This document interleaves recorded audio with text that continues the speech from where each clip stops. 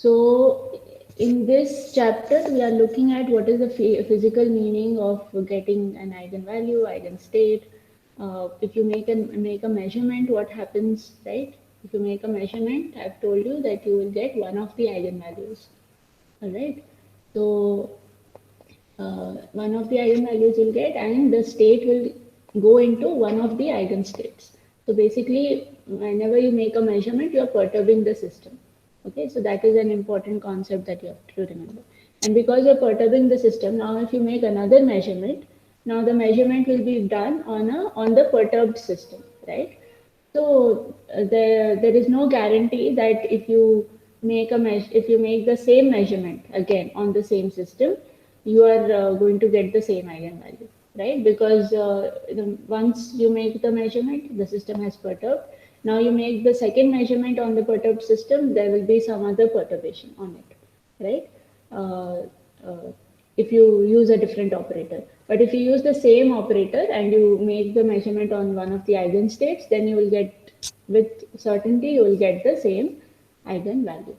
All right, so those are the things that you need to remember, and these are the main postulates. Okay, and obviously we will also learn about what happens when we evolve the system in time, but that we will maybe learn in tomorrow's class. All right. And then we talked about probabilities, like how to get probability of the system being in a certain state, right? So this was the, right, so this was the formula for it. And then we got expectation value also we learned about, right? Expectation value means what is the average, right? So if you make measurement 1,000 times, then what is the average of all those measurements, right? That is what you mean by expectation value. So make a measurement many times and see what are you getting. And all right, so I think where is the formula for expectation value? I think I talked about it in the previous class. So this is obviously your probability, and then this is your expectation value. Okay, so this is how you get it. All right, so now we move on to the next chapter. Sorry, the next section or the next topic in this chapter. All right, so now we will talk about what happens if you make two measurements one after the other. Okay, so this is very important because in quantum mechanics, as I just now mentioned, when you make a measurement, you are perturbing the system. So you need to know what happens if you make a second measurement, what happens if you make a third measurement, what happens if you make a different measurement on the perturbed system, right? These are all important things when it comes to quantum mechanics. Okay, because every time you make a measurement, you are not guaranteed to get the same value, right? So that's why these things are very important. Okay. So first we talk about compatible and non-compatible observables. So two observables A and B are said to be compatible when their corresponding operators commute. Okay. So I am starting now. I hope that's okay. All right. So what do we mean? So if operators A and B commute, then we say that the observables corresponding to these operators. So from operator A, you'll get the observable A. From operator B, you'll get the observable B. Okay. So the observable corresponding to these operators will be compatible. Okay. We'll see later on what we mean by compatible and non-compatible. But this is like the definition of it.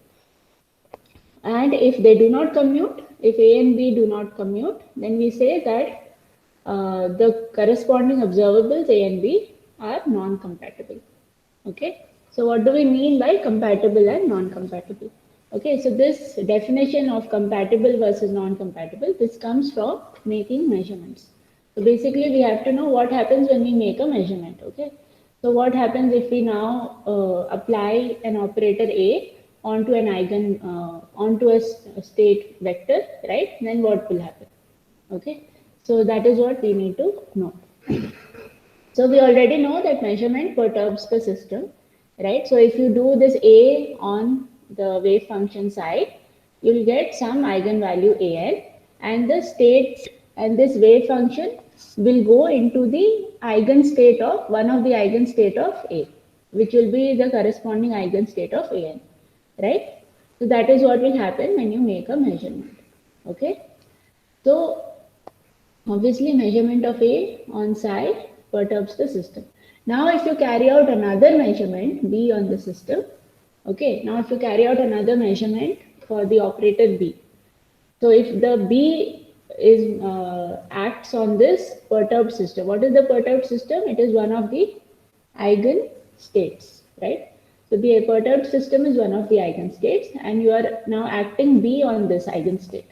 Okay, so if you carry out the action of the operator B on the eigenstate, then you will get again, now you will get one of the eigenvalues corresponding to the B operator, right? And the eigenstate will also be one of the eigenstates of the B operator in general, right? Because this is a different operator. If it had been the same thing, if it had been the same operator A, then you would have got An. But since this B is a different operator, you're going to get one of the eigenvalues of B and correspondingly one of the eigenstates of B. But which eigenvalue you get, which eigenstate you get, you are not going to know. Okay, that is because it happens with a certain probability. So all you can say is what is the probability that you will get this particular eigenstate of B. That is something you can say, but you cannot say for certainty that this is the eigenstate that you will get. Okay. So in all of these measurements, okay, like here in this example, we first measured A and then we measured B. So in all of these measurements, the order matters, okay, because if you now measure B first, then when you measure when you add the operator B on psi, it will go to one of the eigenstates of B operator and not the eigenstates of A operator, right? And so the entire system has been perturbed in a different manner if you now measure B first and then A. Okay, so that's why in general, the order of measurement matters. That's why we are very concerned with what is the commutator relation. Okay, so if we know the commutator relation A comma B, then we can say, so if the commutator is 0, then we say, then we know that the order does not matter, right? Because no matter what you do, whichever order you take, it is fine. But if the commutator is not 0, right, then definitely the order matters because A into B is not equal to B into A, right? We already know that. So measuring A first and then B in general results in a value that is different from when you measure B first and then A. That is, in general, BA acting on psi is not equal to A into B acting on psi. Okay, this is because again A and B in general do not commute. Like we cannot assume that some two operators are going to commute. Only if we know that they commute, then we can say it is 0. But in general, they will not be 0. And so this order is going to matter. Depending on what you measure first, you're going to perturb the system differently. I hope this is clear. Okay. Now consider a set of operators A and B. Okay, whenever I talk about operators, there should be a hat on top of the operator. Okay, so if you see such typos, please correct it. So now consider a set of operators A and B. Okay, so now consider that these operators are not commuting. Okay, so which means that the commutator relation for A and B is not equal to 0. Okay, now also consider that the system is in an eigenstate of A. Okay, so system is in an eigenstate of A. So one of the eigenstates of A could be this eigenstate psi n for A. Okay, so this is the eigen, we are denoting the eigenstate of A as in this form. All right. So the system is in the eigenstate of A and the operators A and B do not commute. Okay. So now if we carry out a measurement on this system for the operator A, okay, the measurement will yield, of course, since this is already in an eigenstate of A, now acting an operator A on this eigenstate of A, it will give you with 100% probability, it will give you the eigenvalue An. Okay, because it is already in an eigenstate of A. So you don't have to, so you're not really perturbing the system. Okay, because it is already in an eigen. So A acting on the eigenstate of A, psi n, will give you An into psi n. Now if we measure B on the same system, so what is the system now? Psi n of A. So if we measure B on the same system, the system will be left in one of the eigenstates of B. Okay. So the system will be in one of the, earlier it was in one of the eigenstates of A, but now if we measure B, then the system will be left in one of the eigenstates of B. Okay, so the system now has changed. Earlier it had not changed, but now it has changed. So now if we again measure A, okay, now the system has changed. So now if we again measure A using A operator, then we will get a value that is different from the original AN. Why? Because the system changed. First, the system was same, okay, because it was already in an eigenstate of A. So if we measure A, we get the eigenvalue corresponding to the eigenstate.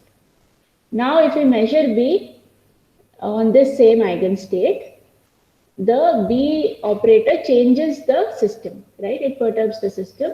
So it goes, so this measurement forces this particular eigenstate to go into one of the eigenstates of B operator. So now the system is in a new state. So now if we again measure A on this new state, we are going to get one of the eigenvalues and eigenvectors of A, but we wouldn't know which, because it will, in general, it will not be the original one. Okay, so that is something you should understand. I hope this is clear.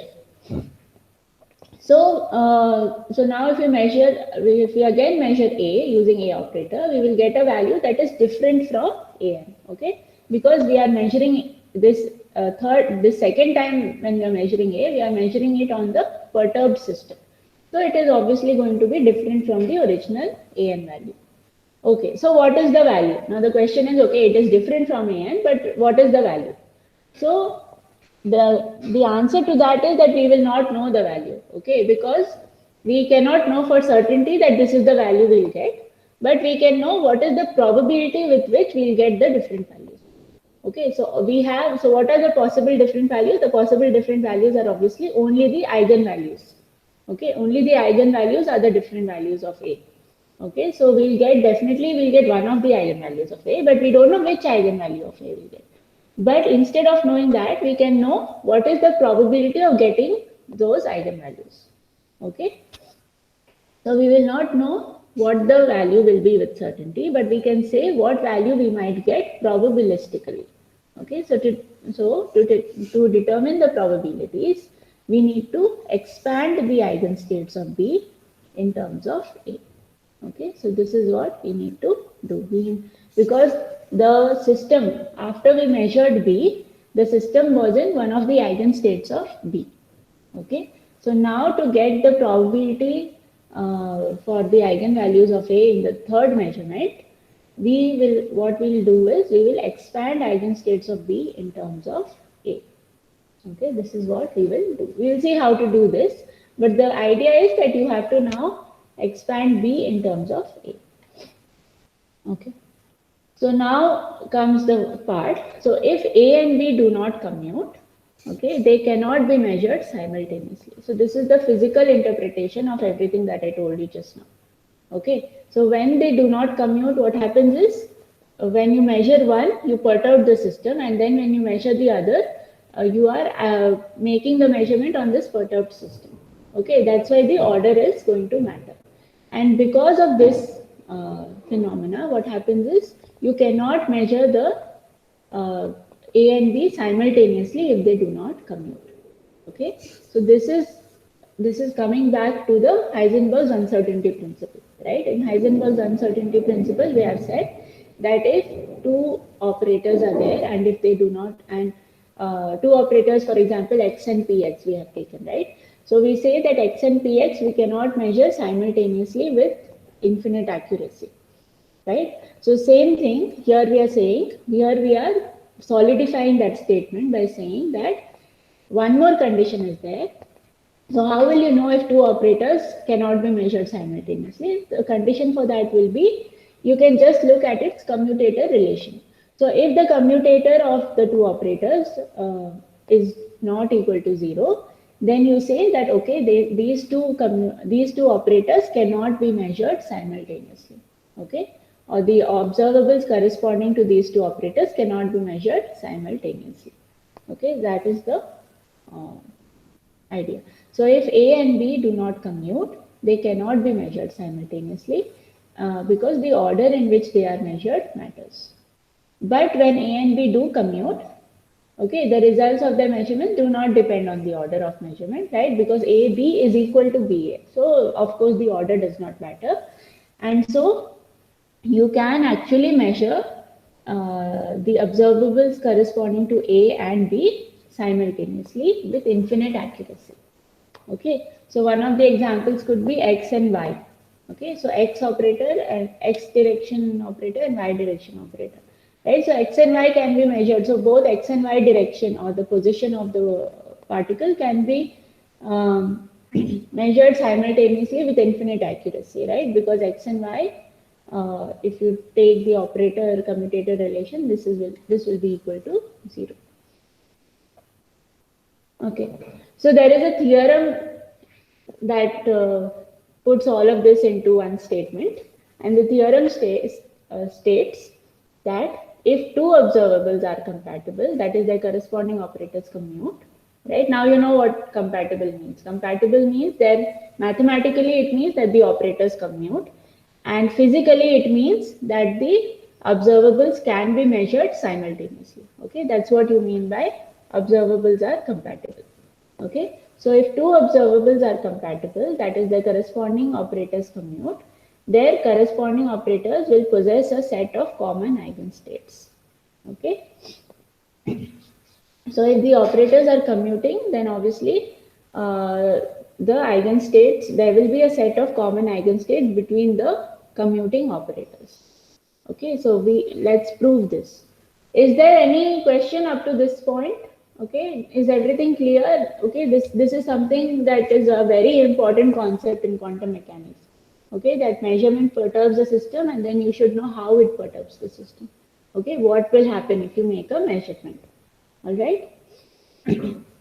So whenever you feel that I'm talking about measurement and eigenstate, it is abstract, you can think of one of the observables in quantum mechanics.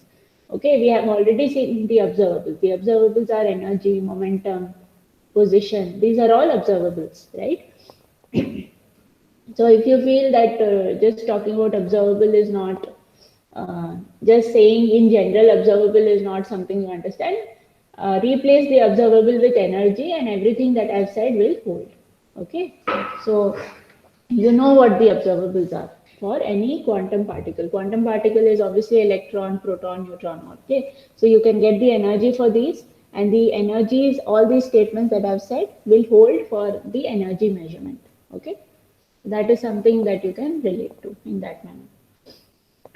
Okay, now let's go to the proof of this theorem. All right.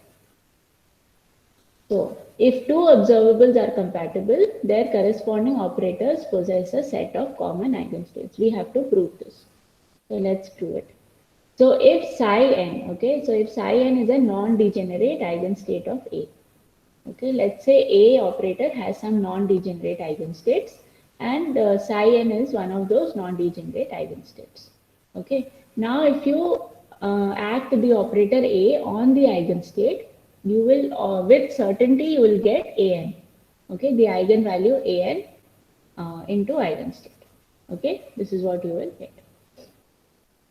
So now what we need to do, we need to find this expectation value, let's say, of the commutator AB for psi n. Okay, so we do psi m, and what is commutator AB? Commutator AB is nothing but AB minus BA, right? And sandwiched between, so this commutator sandwiched between psi m and psi n. All right. So now let's do the computation. So A acting on bra psi m will give you some eigenvalue Am into bra psi m, right? And A acting on ket psi n will give you An into psi n. Okay, so psi n remains same and An is a constant there. Okay, so now you are left with Am into B sandwiched between psi m and psi n minus An into B sandwiched between psi m and psi n. So you can write Am minus An into this scalar this scalar product. Okay. All right. So now we need to see. So what we have said that psi n's are non-degenerate, which means ANs are non-degenerate.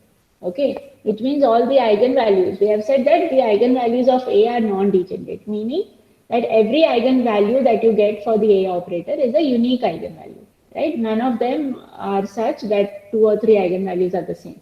All are unique eigenvalues. That is what we mean by non-degenerate. Okay.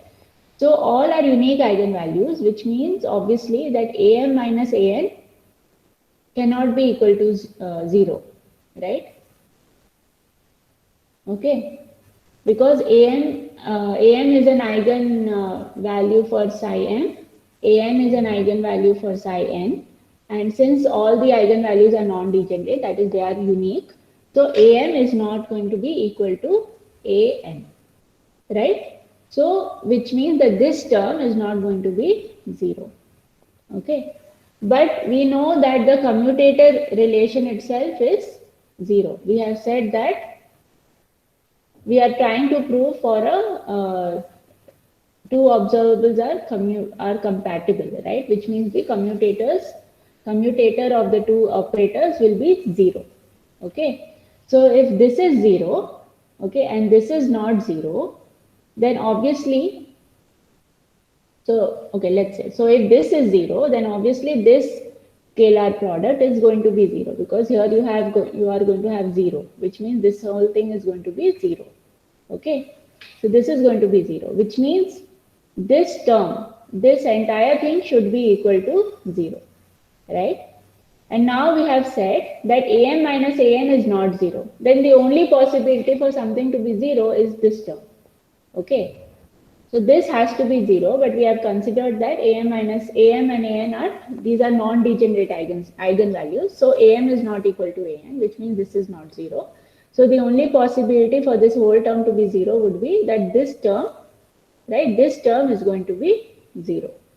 Okay, so let's say now this term is 0. So now what happens if the only way that this term is 0, right?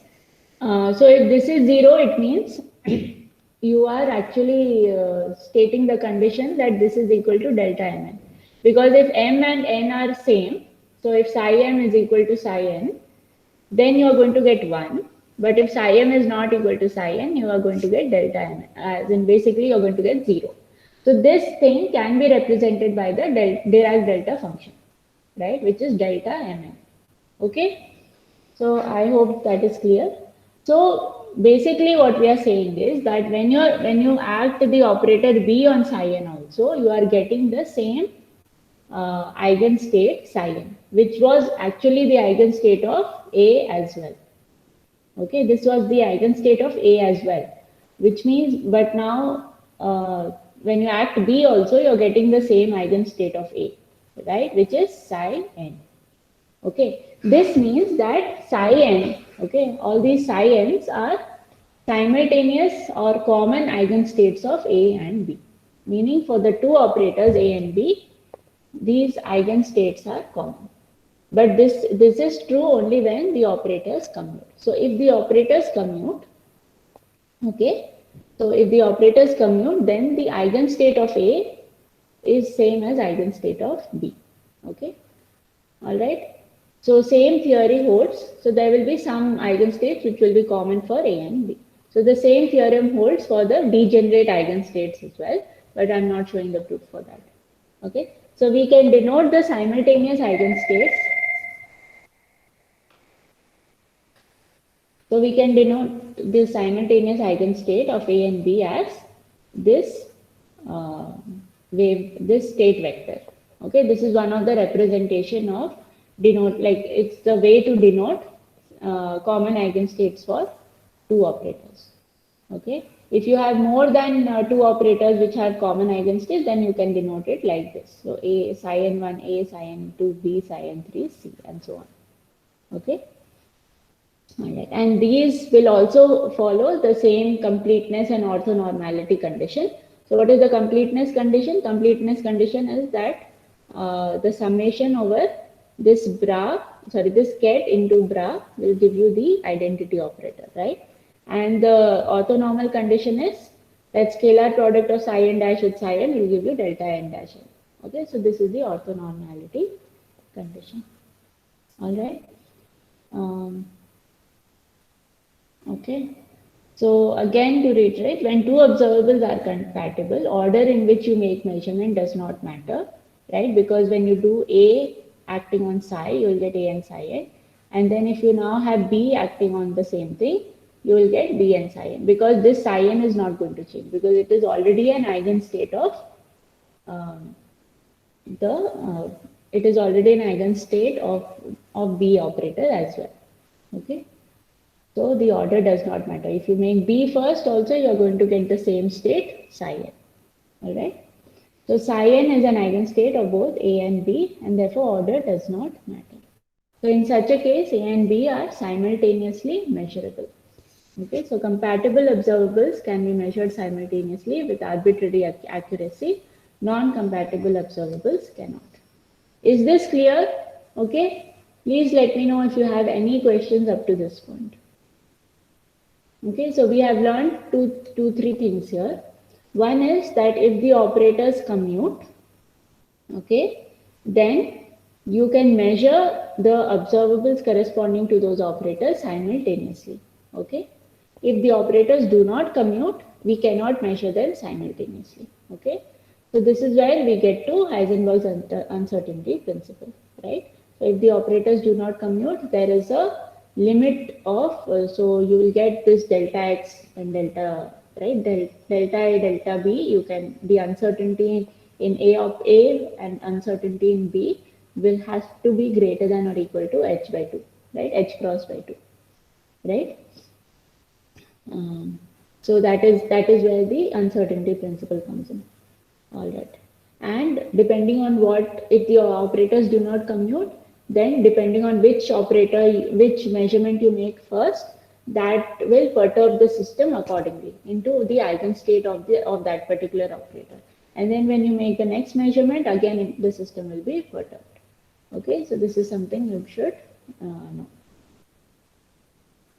All right. So now coming to measurement and uncertainty relations. So this formula we have already seen, right? Uncertainty in A, del. So what is the question? So Manas has asked, how can we use this concept of compatibility in experiments? So that is what, right? So if you measure, so like I told you, okay, so let's consider two operators which are not compatible. Okay, two observables which are not compatible. So that is x and px. We know that x and px do not commute, right? So if you measure x first, you will get one of the eigenstates of x. Okay. Now if you measure p on this again, this same thing. So now what will happen? You will have to measure p on the eigenstate which is already the eigenstate of x. Okay. So when you measure p on this eigenstate of x, you're going to get one of the eigenstate of px, and the probability with which you will get that eigenstate and the corresponding eigenvalue, that you have to calculate. You cannot know with certainty which eigenstate you will get. Okay. Now if you consider some two operators which are commuting, let's say x and 1 by x. Okay. So x and 1 by x are commuting operators. So now if you consider this operator, what will happen? You will measure x, okay, let's say. So you're measuring x, the system will go into one of the eigenstates of x. Now when you measure 1 by x, the same eigenstate of, that was the eigenstate of x, is also an eigenstate of 1 by x as well. So the system is not going to be perturbed further. You are going to get the same measurement again. Ma'am, I got the concept, but like in real experiments where like we will use this concept. So in real experiment, you use this concept in order to find out if two observables, like suppose you're making two measurements, what is the measurement, with what probability you'll get the corresponding measurements. That is where you use it. Okay, so in real experiments, what happens? You don't do a measurement once, right? You need to collect enough statistics. So you make measurements many times, right? So if you make measurements many times, then you can get what is the probability of getting each particular value in the measurement. And that probability you can get from theory as well. And it corresponds to this whole thing that I've explained to you. Okay, so you can, so with theory you can make a guess, okay, what will be the probable measurements, and then you can see in your experiment, okay, is this correct or not, like is your what you thought intuitively, is that a match with the experiment or not. That is the whole point here. Okay, so whenever you make a measure, like in any experiment, right, you don't do the experiment only once, you do it multiple times because you want to be sure that you have enough statistics. And that is where this plays an important role. Okay, Yes, ma'am. Thank you, ma'am. yeah, okay. Now let's move on to uncertainty relation. So again, like I've already told you, this concept that I've taught you is related to uncertainty relation because we are talking about whether we can make two measurements simultaneously or not, right? So we already know that delta A and delta B, if these are the, if A and B are observables, then delta A delta B is greater than equal to half into this uh, term, right? Which is from the coming from the commutator relation of A and B. Okay. So, and delta A is defined as this term and delta B is defined as this term, right? This we have already seen. So, if you consider the X and P commutator, then this is not equal to 0, right? This is equal to I cross H. I H cross, okay? So, since this is not equal to 0, we know that X and P are not compatible operators, which means that X and P are not measurements that we can make simultaneously. Okay, so there will definitely be some uncertainty associated with it. Okay, therefore X and P are not compatible observables, which means we cannot measure X and P simultaneously with arbitrary accuracy. This is because there is no eigenstate. Okay, why this is so? This is because there is no eigenstate which is a common eigenstate of both X and P. Okay, if there is common eigenstate, it means that X and P will commute. But X and P do not commute, which means that there is no common eigenstate between X and P. So whenever you make some measurement, it perturbs the system into the eigenstate of that operator, and therefore every time you make a measurement, you get something different. Okay. All right. So for X and P, we already have seen and we know that delta X into delta P is greater than equal to H cross by 2. So we cannot measure X and P simultaneously because of interference between the measurements, right? So now this by now I think you already understand that if we measure position first, we perturb the system by changing its state into the eigenstate of the position operator. Okay. Then if you make a measurement of momentum, then we are changing the system into the eigenstate of the momentum operator, right? So every time we make measurement, we are changing its state to the eigenstate of that particular operator. So the order in which you make the measurement becomes important. Okay, that is when that is how you will get the measurement. So similar relations hold for the angular momentum operator. So Lx Ly, commutator relation of Lx Ly is IH cross Lz. So from this, if you just plug in this over here, you will see that delta Lx, delta Ly, uncertainty in Lx and uncertainty in Ly is greater than equal to half into H cross into, this is norm. Okay, so this is like straight line. That should be straight lines, not square brackets. So this is norm of Lz of expectation value of the Lz operator, right? Okay. So basically what again this is saying that Lx and Ly is not something that you can measure simultaneously. Okay. The order in which Lx and Ly are measured becomes important.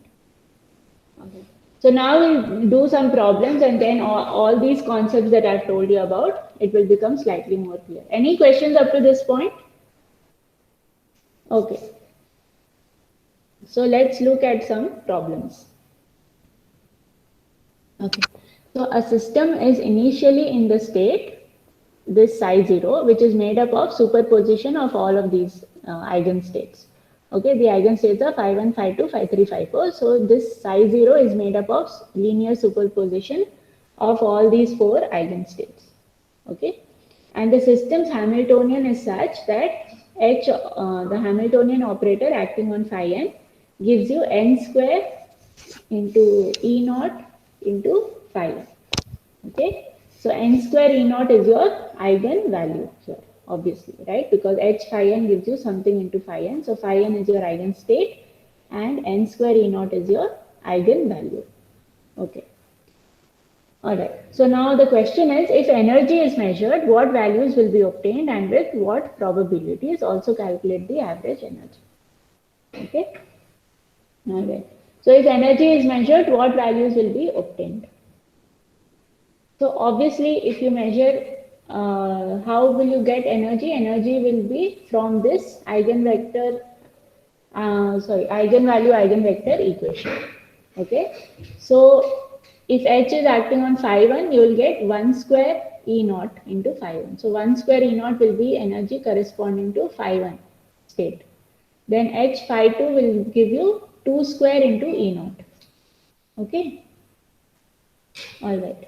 So similarly you have to calculate. So what is the measurement of energy? Measurement of energy is basically using this formula. Okay. So whenever you want to get any observable, then you have to use this kind of formula. So here inside this, you will write the operator, and the operator will be sandwiched between two eigenstates. Okay, so that's how you will get the energy or the observable measurement. All right, so here we are concerned with energy, so the operator is obviously going to be the Hamiltonian operator. Okay, so now you do this, so what you will get n square E naught. Why? Because when you act h on phi n, you will get n square E naught phi n. So then you will get n square E naught into scalar product of phi n with phi n. So phi n with itself. Okay, and since we know that this is already an eigenstate, okay, eigenstate of this Hamiltonian, so we know that phi n will be 1 actually. Okay, so we are going to get n square E naught for the energy. So now you just need to calculate for E1, E2, E3, E4, because there are 4 eigenstates. So there will be 4 energy values, right? 4 eigenvalues corresponding to it. And the eigenvalue that we are concerned with over here is the energy eigenvalue. Okay, so there will be 4 eigenvalues. So E1 will be E naught, E2 will be 2 square E naught, E3 will be 3 square E naught, E4 will be 4 square E naught. So these are your energy eigenvalues. Now we have to calculate the probability. Why we need to know the probability? Because every time you do a measurement, you will get one of these eigenvalues, right? But you don't know which eigenvalue you will get, which means you need to know what is the probability of getting these individual eigenvalues, okay? So we need to find out the probability, and the formula for probability, this we have seen in the previous lectures. The formula for probability is this formula. So square of the norm of scalar product for phi n with psi naught divided by the scalar product of psi naught with itself. Okay, so this is your formula. So you just have to now plug in the formula. So phi n with psi naught, right? You just need to do this. So just do phi 1. So one by one you will have to do it. So you have to do phi 1 with psi naught. You will get only root 2 by root 7, right? And then you have to take the square of it. So that's what we are doing here. You'll get 2 by 7 plus 3 by 7 plus 1 by 7 plus 1. And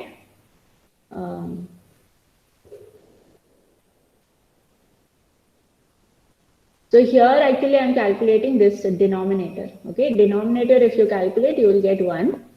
And numerator if you calculate, now you will get 2 by 7. Okay. So probability of getting E1 is 2 by 7. Similarly, probability of getting E2 is 3 by 7. Similarly, the others. Okay, so this way you have. So now you can also add up all of these and see if the probabilities are adding up to 1. If the probabilities are adding up to 1, then you know that, okay, you have done your problem correctly, right? Because all probabilities should add up to 1.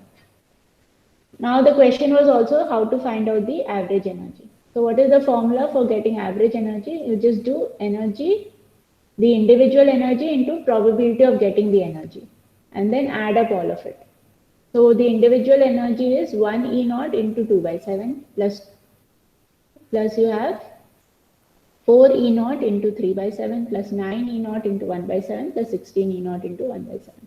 Right? I hope you know where this E naught is coming. The energy values were this 1 E naught, 4 E naught, 9 E naught, and 16 E naught.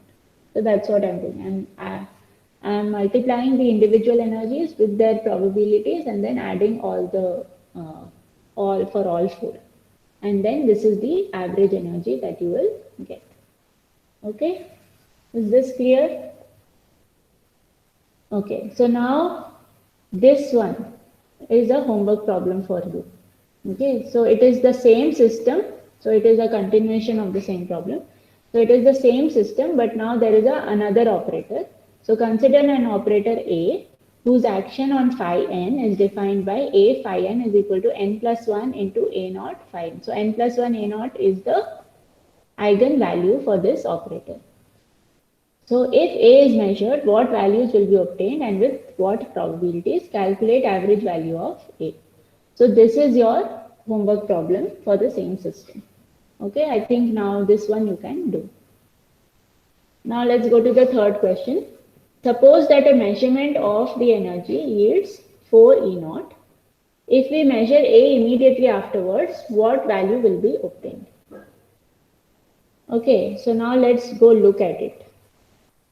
So suppose that the measurement yields energy 4 E naught.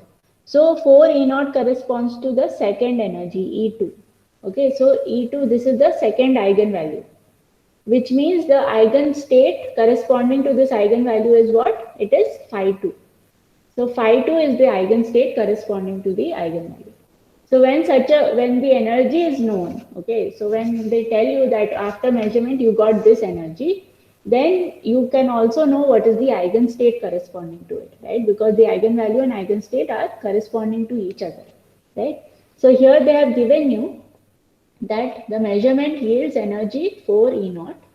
So obviously then the eigenstate is definitely going to be the phi 2 eigenstate, okay? So it's the second eigenstate. Now they are saying if we measure A immediately afterwards, what will be the value obtained? Okay? All right. So we are measuring A immediately on phi 2.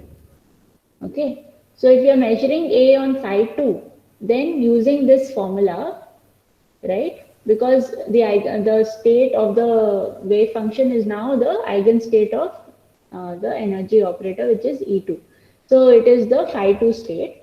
And now if we measure any A operator on phi 2, we have to use this formula. So the observable that we are going to get is 3 A naught. Okay, I hope this is clear. So essentially, because the state is on phi 2 and now we are measuring A on phi 2, we know what the measurement will yield. This A on acting on phi 2 will give you 3 A naught phi 2. So then you will be left with scalar product of phi 2 with itself, which is equal to 1. So you will have 3 A naught as your measurement. Okay, I hope this is clear. Now the next two questions are homework problems for you. Assuming that the system is in state phi 3, what values for the energy and the observable A will be obtained? If we measure H first, then A first, then H. Okay, so these are the questions. And the next question is compare the results obtained in 1 and 2 above and infer whether H and A are compatible. And then also calculate HA phi 3. Okay, so these two are your homework problems. Use the same system, but these two are your homework problems again. All right. Now, this is the second question. So there the operator was not given in this form, right? We only had the state vector, and it was a linear superposition of all the eigenstates, and the operator acting on one of the eigenstates, that formula was given to you. Here it is a different type of problem.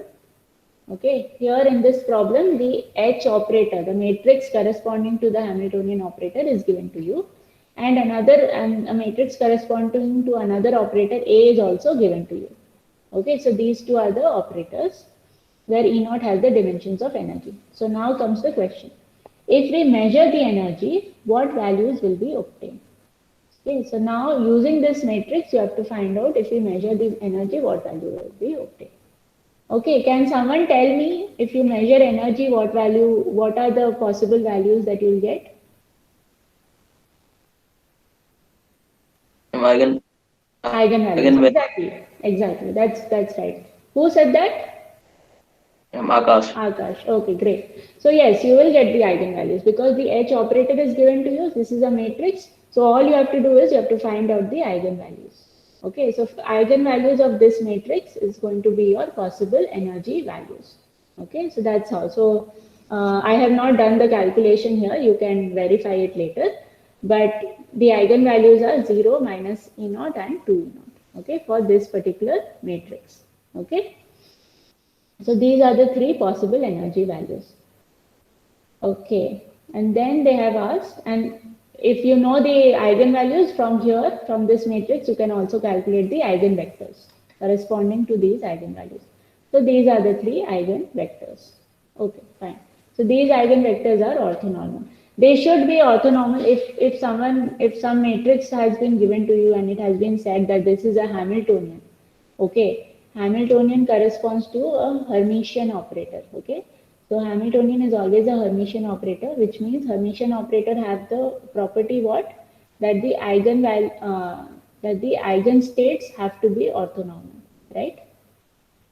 So that is one of the properties of properties of Hermitian operator. All right. And another property is also that eigenvalues have to be real. So eigenvalue have to be real and eigenvectors have to be orthonormal. This is the property of Hermitian operators. And mostly all the operators for which there are some real observable, the operator corresponding to that is obviously going to be a Hermitian operator. Okay, so that is something you should know. Okay, now the question is, suppose that we measure energy, we get a value of minus E naught. So minus E naught corresponds to second, E2. So E2 is minus E naught, which means the eigenstate corresponding to E2 will be phi 2. Okay, so that much we are clear. Immediately after we measure A, what values will be obtained for A and what are the probabilities corresponding to each value? All right. So now this is different from the previous question. Okay. Why? Because there in the previous question, A was also acting on the same eigenstate, phi 2, phi n, right? A was also acting on the same eigenstate, which means the eigenstates were common between H and A. Okay. Here we do not know that. Here only the matrix is given to you. So we do not know whether the eigenstates are common for H and A. So we need to find out the eigenstates. So first of all, the first part of the solution here would be that first of all we need to find out the eigenvalues and eigenvectors corresponding to the A operator. Okay, so that is the first thing we do. Okay, so we find out the eigenvalues. So eigenvalues are minus root 17a, 0 and root 17a. These are the eigenvalues and eigenvectors corresponding to these are these three eigenvectors. Okay, so now you can see that these three eigenvectors are different from the three eigenvectors that you got for H operator, which means that there is no relation, that none of the eigenvectors are common between H and A for this question. Okay, which means that when you make measurement, the order of the measurement is going to matter, right? So if the order is going to matter, it means that these two measurements are not compatible, and that means you cannot measure them simultaneously. So these are all concepts that you see just by looking at the eigenvectors between the two. Okay, so now we need to find out. And so if you had first measured A, you got a value of minus E naught. Okay, which means the system went into a state phi 2. Now, if you measure A, okay, you are measuring A on the system phi 2, but now the system will go into the eigenstate of A, but you don't know which eigenstate, okay, and you don't know which eigenvalue of A you will get. So for that, you need to find out the probability of getting it. Okay, so the probability of getting an would be this formula. Okay, the square of the norm of a1, right? This eigenvector a1, scalar product of a1 with phi2, and then divided by phi2, phi2. So divided by the original eigenvector. Okay, so this is what you're getting. So phi 2, we already know it is 1. So all you have to do is find out this numerator. Okay, so what is the numerator? You have to do basically this matrix multiplication because you know what bra A1 is, you know what ket phi 2 is. Okay, so all you have to do is you have to do this matrix multiplication, take the square of it, and you get your answer. So this is the probability of getting a1. What is A1? A1 is minus root 17a. The probability of getting this eigenvalue after the measurement of A is 1 by 34. Similarly, you can calculate for the others. So probability of getting A2 is 16 by 17. Probability of getting A3 is 1 by 34. Okay, I hope this is clear. Then the third question, calculate the uncertainty delta A. So delta A formula, you know what it is, which means you have to calculate these expectation values, right? These scalar products you have to calculate. So you know what the A operator is. It's just a matrix. You know what phi 2 is. Phi 2 is a, right? It's a row vector. Phi 2 ket is a column vector. Just do all the matrix multiplication. You will get this. You will get this term. Similarly, you have to find out this term. This term is going to be A into phi 2 bra into the A operator into phi 2 ket, and this turns out to be 0. Okay, when you do this matrix multiplication, it turns out to be 0. And so now you just plug in the whole thing. So you get A square minus 0. So it is going to be A. So the uncertainty in A, in the A observable is going to be small a. Okay, this is your answer. So this is a homework problem that I am giving you. Okay, consider a system whose state and two observables are given by, so state is given by psi of t and A and B are the two observables. Okay, so now you have to find out what is the probability that a measurement of A at time t yields -1. Then B, first B is measured, then A is measured. Find the probability of obtaining a value of 0 for B and 1 for A. And this question C is the opposite of the question B. So first A is measured. First A is measured, then B is measured, then find the probability of obtaining a value of 1 for A and 0 for B. And D, compare the results of B and C. Okay. And this is another question. Okay. So I'm giving you these two questions so that you can see what is the difference between them and how to do these questions. Okay. So this is also a similar question, but you will get slightly different eigenvalues and all. So you can see what you're getting. All right. So I hope this is clear. Now you know how to, when you do measurements, what you're going to get and what is the answer. Okay. Any questions up to this point? I will share these notes with you today and you can look at the questions that we have solved and you can also look at the homework problems and start doing them. All right. So this chapter, hopefully by tomorrow or by the next class, we are going to finish this chapter and then we are done for the third chapter. Okay. And one more thing I want to tell you that next quiz is not going to be so easy where you have internet access and you have all the open book and everything. Okay, so please be prepared and practice all the questions. The previous quiz was like that because there was no option, but next quiz is not really going to be like that. Okay, so please be prepared for it. All right. Any other question? So Gaurav has asked a question, ma'am. This energy thing you gave told once in this where you have given the example of pendulums while just giving the idea of Hermitian operator. Pendulum, what are you talking about, Gaurav? No, you give an example of that while you were talking about the Hermitian one. Just a slight example. I talk about the. Hermitian operators. Okay, Ma'am, when I don't remember the example, I guess.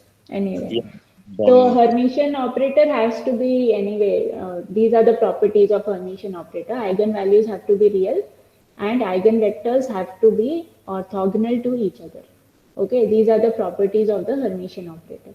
And because any measurement that you make on a quantum system has to be has to give you a real value. Okay, which means that all operators corresponding to the observables in quantum mechanics are Hermitian operators. Okay, so this is what you have to remember. So when you say that H is a Hamiltonian, if it's given to you in the question, you can straight away assume that H is a Hermitian operator. Okay, all right. Okay, any other question? All right, then thank you. I'll see you guys tomorrow. Bye bye.